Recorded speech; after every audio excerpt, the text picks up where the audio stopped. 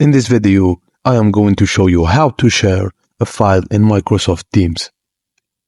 When text alone doesn't suffice for your message, you might find the need to share a file within the channel conversation in Microsoft Teams.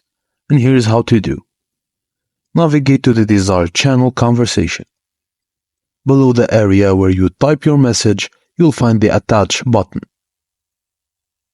Once you click on Attach, you'll be presented with several options to choose where your file is located, like Recent, which is quickly access file you've recently worked on, or Browse Teams and Channels.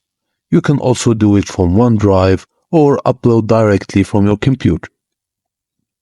If you're uploading directly from your computer, navigate through the folders to find the file you wish to share. Select it and then choose Open to attach it to your message. Once the file is attached, you can opt to share a link to the file instead of uploading the file directly, which can be particularly useful for large documents or when you want to maintain a single editable version.